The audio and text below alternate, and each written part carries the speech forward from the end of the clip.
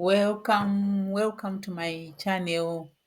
My name is Zvangu. So today we are going to revisit one of the Shona customs and traditions. And first of all, I just want to say thank you for joining me on this journey as I revisit our customs and traditions.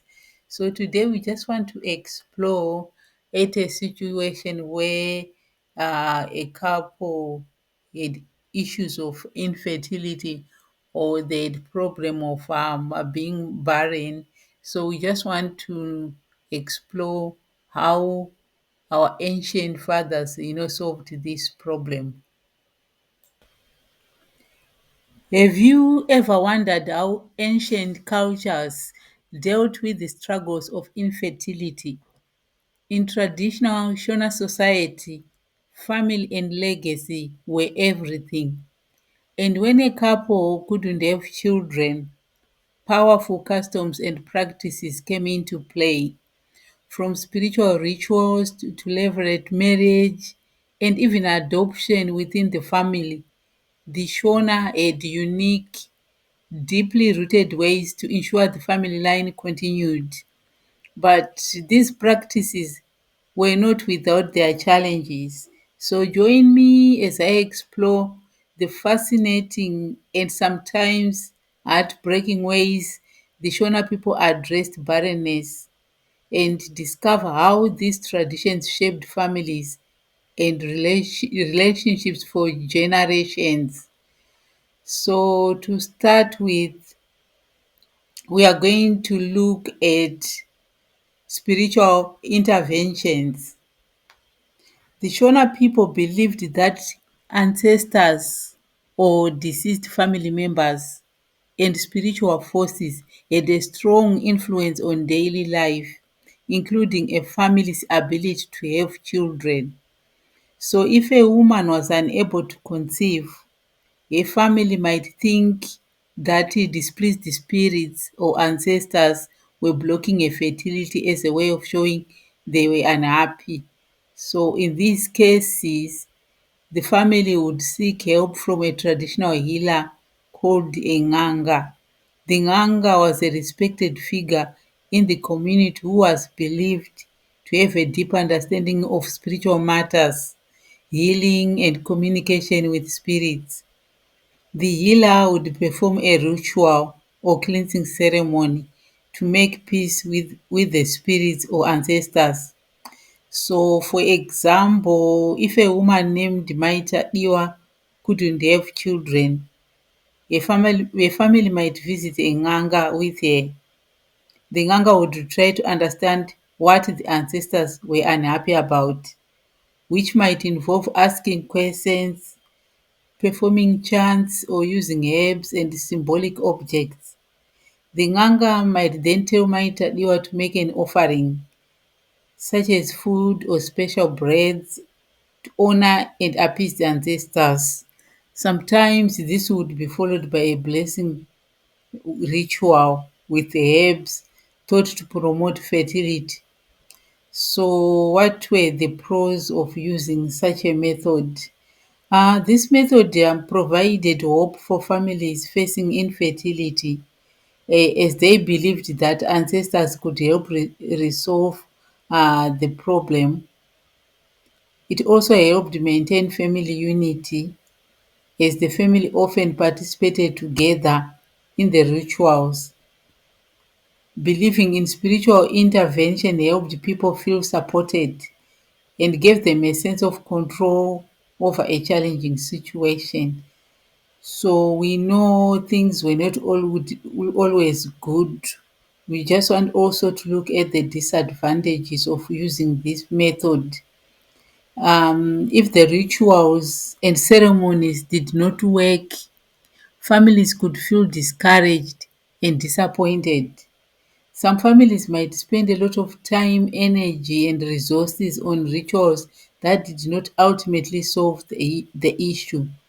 So, also, if the family blamed the woman entirely, it could cause emotional distress, especially if she felt responsible for the perceived displeasure of the ancestors. So we want also to explore another method they used as a way to solve this issue of barrenness, which is marriage arrangements, in other words, polygamy. So in Shona culture, if a wife was unable to have children, her husband could take a second wife. This practice of polygamy allowed the man to continue his family line, which was highly valued.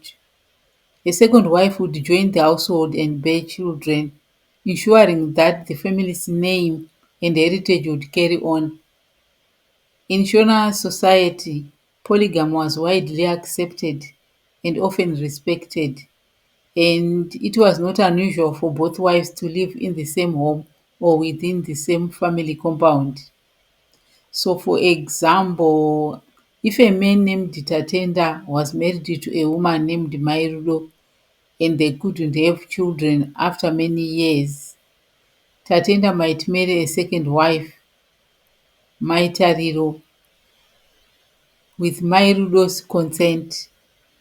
Maitariro would become part of the family, and both wives were encouraged to work together for family's benefit.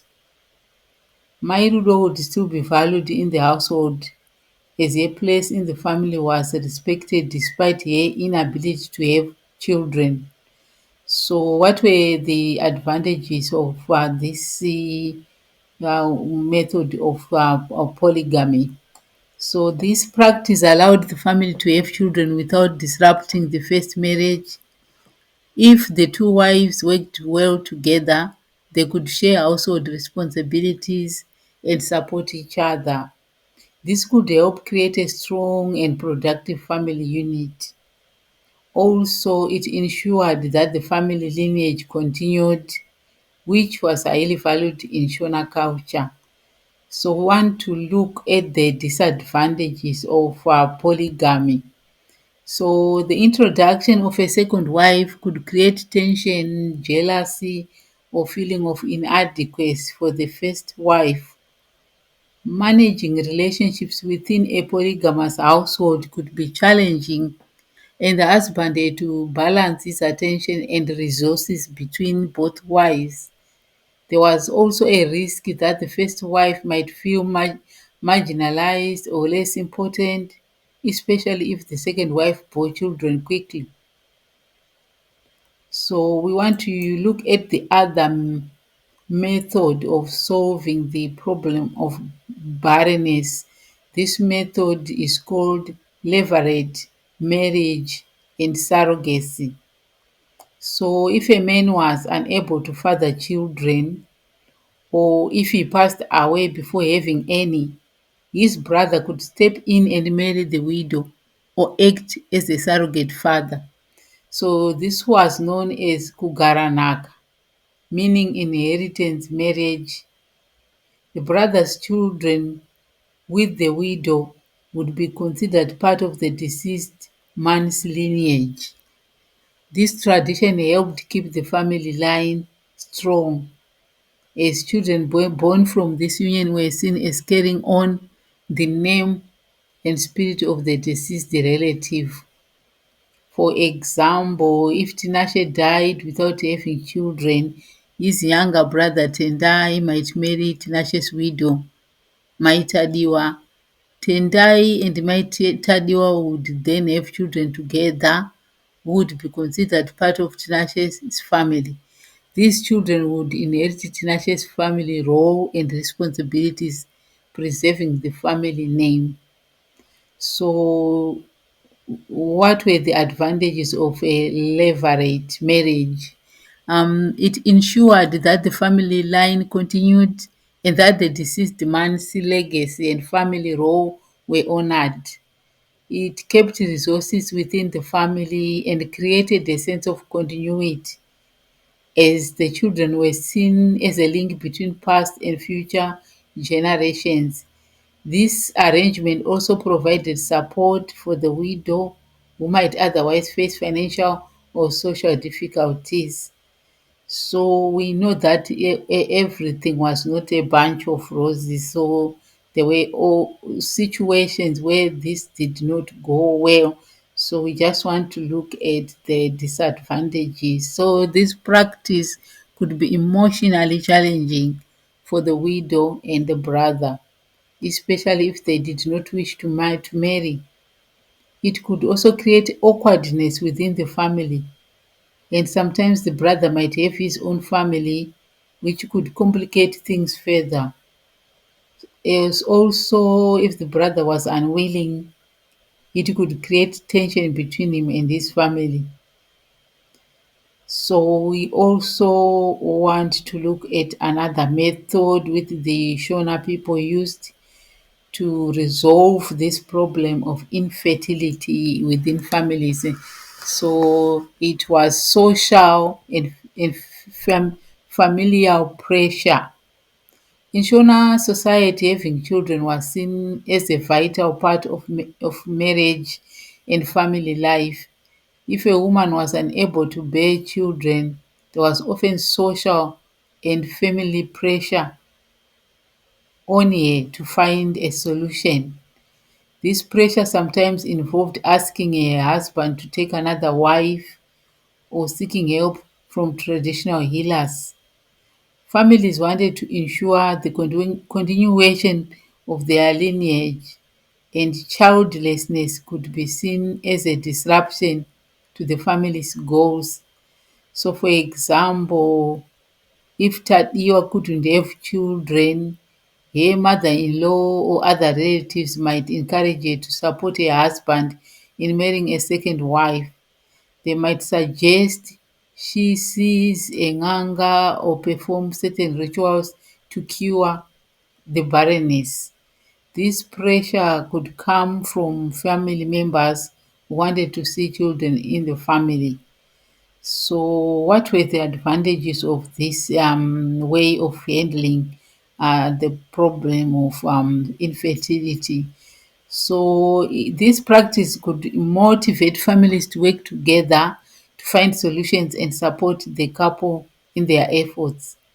It also helped maintain family traditions and expectations around lineage. But on the other hand, like here on the flip side of the coin, this social pressure could be emotionally stressful for the woman, making her feel blamed for the situation. It might also make her feel isolated, as if her value depended solely on her ability to bear children.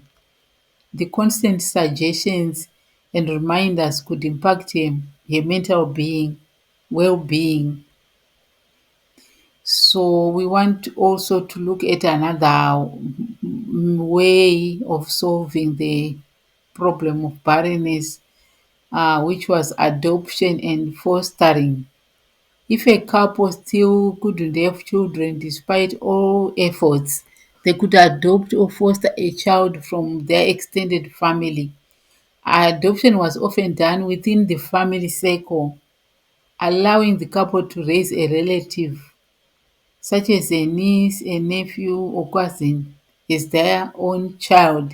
This practice maintained family bonds and offered care to a child within the family network. For example, if Mr. and Mrs. Mutasa couldn't have children, they might adopt their nephew Kulakwashe and raise him as if he were their own son. Akwacha would grow up with his adoptive parents and inherit their family role, ensuring the family lineage continued in a meaningful way. So the advantages of this way of marriage was that adoption gave a child a loving home and allowed the family to continue their legacy, even if the child was not biologically theirs. The adopted child gained a caring family, and the couple could experience the joys of parenthood and pass down family values. So, what was the disadvantages? So, sometimes adopted children might feel confused or insecure about their identity, especially if they knew their biological parents. So in some cases, families might not fully accept adopted children as real family members, which could make the child feel left out or different. So each of these Shona practices show how much value was placed on family and continuity. While these interventions often had positive outcomes, they also came with challenges, especially for the individuals directly involved. So I just want to say thank you so much for watching. If you found this journey through Shona traditions fascinating, don't forget to hit the like button and subscribe for more insights into unique cultural practices from the Shona people. Share your thoughts in the comments. What did you find most surprising about these traditions? And remember to turn on notifications so you never miss our next video.